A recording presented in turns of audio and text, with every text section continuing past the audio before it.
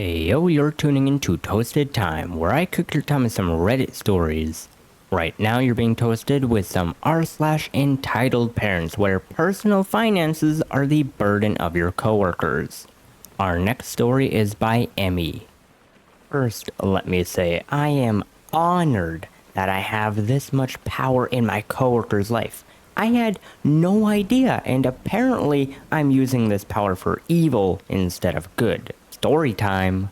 Coworker is extremely behind on bills because her college-age daughter uses her credit card and she racked up thousands in food-related charges in under one semester. Over $5,000. Coworkers still gave her the credit card the next semester because she couldn't have the daughter walk to the dining hall and have food she didn't like, and didn't want to cook in the kitchen even though she paid for a weekly grocery bill from the grocery store. But, I'm not the parent, so maybe I don't understand.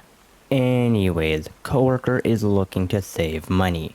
I grab coffee daily from the lunchroom. Basically, it's hot water and I add my own stuff to it. Coffee and creamer. Well, herein lies the problem. Coworker keeps forgetting to buy the coffee she needs.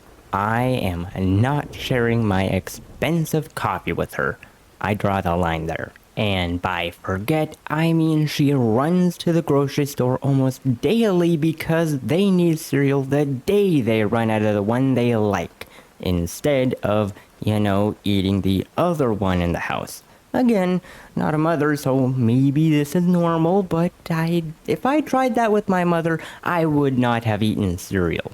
So instead of Amazoning like a normal human being, she needs to grab Dunkin' every morning. Now, to the part where I am costing her money. We have free coffee downstairs and free cream, but again, it is downstairs. This coworker walks by it every morning. When she does remember to bring coffee, she forgets to grab the cream and messages me saying she's too tired and doesn't know what she's going to do. The thing is, I have cream at my desk. My cream is not the same downstairs. You see, guys, I buy my cream in flavors in the single-serve variety, in large quantities because I'm horrible at remembering to buy it, so I stock up. Theoretically, I have extra. The guilty texting came daily for weeks, but never outright asking, and I always say, hey, just grab some downstairs. She told me that because she doesn't have cream, she now just stops at Dunkin' every morning. So, because I won't share my $50 worth of cream, she is now telling me she's going to Dunkin', which she can't afford. I can see where the daughter gets it from.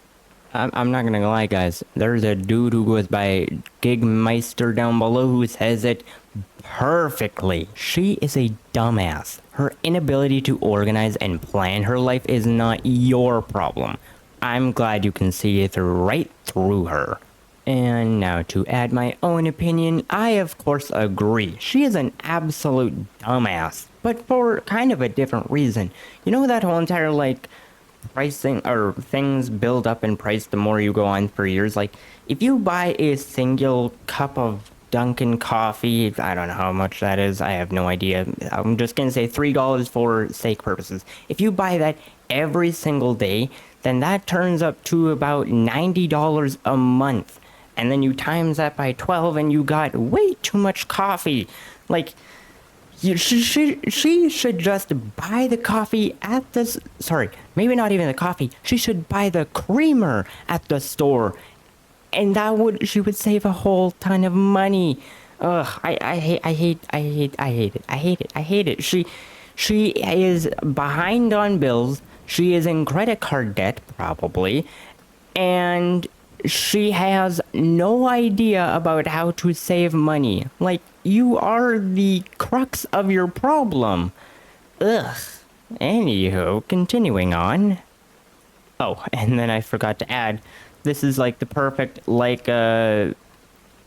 apple doesn't fall far from the tree. The daughter is doing the exact same things that the mother is doing. So stupid. The next story comes from OK Valuable. I was forced to have very long hair, and I was told it was because my mother said her mother forced her to keep her hair short, and she said it traumatized her. I honestly felt like Rapunzel with my long blonde hair and not being able to change it. I told my mom when I was a teenager that I was sick of my long hair and I wanted to change, and she said absolutely not. And so I decided to get my hair cut and donate the hair to charity. My mom crapped all over the idea, saying I was going to regret it and have a mental breakdown over the change. I was an adult, but I didn't have money for a car, so I needed a ride. I asked my mom for a ride, and my mom refused. So I got my dad to drive me. And she acted like I was going to get an operation. She was so unhappy. When I got home with my new hair, she never once gave me a compliment. She barely looked at me. But I didn't care because I loved my new hair too much to care about what she thought. But it was shocking for a woman in her 60s to get petty because I chose to do something for myself. She thinks she owns my hair. I wonder if she never said anything about my hair because she was mad that she was wrong and that I had no regrets. Everyone else liked my hair. My dad wasn't happy with the idea, but grew to accept it. Wait, so you mean to tell me that she had trauma from her mom forcing her to have short hair, so then she decided to do the reverse of that and forced you to have long hair? Great parenting. Great. Very, very, very nice. And furthermore, what is the reason? I want to know what the reason for having very long hair is, or what the reason for having short hair is. Like, what is the reason for these two things? I want to know that. That is what I'm currently wanting to know, because they both have trauma. This whole entire, well, I mean, I don't know if Opie has trauma, but her mom apparently does have trauma from this whole entire thing. But what is the reason for the trauma? I mean, sorry, the reason is because of the hair, but why? What is the reason with the hair? I really do not get it. And down below there is a comment from Badger. My mom cut my hair all off to a boy's length along with my little sister's when she got her first period. She was trying to keep us from getting touched, I guess? I hated it. She told me that she was just trying to keep us out of trouble, and she said that she was worried my sister and I would get punished by Dad if we got touched by anyone. Insanity. I have 2 sons now and only cut their hair when they ask me to. Oh yeah, the amount of insanity in that comment is amazing. Wait, you know what's the funny thing? Is whenever you look at like people who are people who do S work, there's a very good majority of them who have like very short hair. I don't know what it is, but that is apparently a thing with that industry. So, cutting the hair very short, I would almost assume that would give the opposite impression of not wanting to get touched. Pretty sure that would almost maybe even drive it even more, unfortunately. This is just a guess, I don't want to make that known. I mean, obviously it's a guess, but... And then the other thing is like, why would you get punished for being touched by someone? That is what I really don't understand. Granted, I guess I have no idea what a toucher is looking for when they're trying to touch someone, but I don't know. Very faulty logic, obviously. Or, well, maybe not obviously. Maybe I'm the one with faulty logic. That could be very possible, but I don't understand the whole entire take of that Dad would punish you if you got touched by someone. That I really don't understand. It makes me feel kind of gross if I'm being honest. Alright, well, anywho, aside from that, on to the next one. And the final story comes from Sad Protection. I remember when it was my brother's graduation and my mom insisted that I attend family events. I had just finished freshman and gained about 20 pounds from depression and isolation. I thought about transferring colleges and giving up my scholarship because that is how much I hated my college. Nevertheless, I attended his graduation because my mom insisted. I stayed at his place with him for a week before my mom joined us from another country. I had started shedding a lot of hair from stress and depression, but had no idea. Since I was sharing space with him, I had little space to put my belongings. And my hair started shedding in the bathroom, but I didn't notice it, and it happened for a couple of days where my hair sat in the bathroom. And without warning, my brother aggressively pushed me to the ground and started yelling at why I didn't clean up. He also screamed again because I spreaded 2 books, a laptop, and snacks on his desk to work on my transfer essay. He kept pointing at my thighs and laughing. The whole graduation trip I came for my brother, which turned into emotional scapegoating. I told my mom about this and she just shrugged and said, his place, his rules. I failed my college transfer and was extremely exhausted and suffered 4 years of college. Fast forward 10 years and he got married. My brother and I were not in good terms and had stopped talking. I have my own apartment and always avoid family problems. And then my mom visited me. She brought with her my brother's wife because she was working in my neighborhood and decided to tag her along. I told my mom in the lobby that I don't welcome her, but she brushed me off and said, "Come on, she's just family."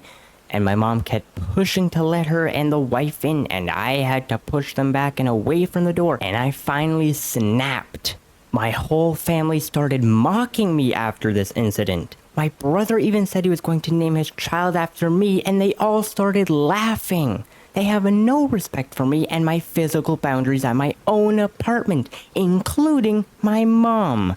What happened to my house, my rules? My mom just shrugged again and said, "Oh, you don't have to worry. She doesn't even want to come into your house. What the fridge is wrong with her?" I'm the only one who has a lot of questions with this post. Like, why does the mom want the wife to come into her house so much? Not even the brother, just the wife. Why? Why so much that she's just pushing and pushing and pushing? Like, what is the purpose of that? And then the other thing is, I personally want to know what her problem is with the college. I don't know. Is it wrong to want to vie for knowledge? Maybe. Obviously not comfortable talking about it because they didn't talk about it, but the mom is just weird. I think that is what is wrong with her. She is just weird. Like, she's pushing for his wife to come in, even though you have no interactions with her. The interactions are with your brother that soured everything there. So I don't know why she's bringing the wife so much. And someone down below who goes by Gene19812 says it quite beautifully. Or maybe not even beautifully, just they say what I'm thinking. Regardless of being family, they seem very mean. And I would go no contact or low contact for your own sanity. To which then OP said, "They are, but my mom thinks otherwise." To which someone below the OP's comment says exactly what I'm thinking. Read what your mom thinks. Go full no contact with everyone, including your mother.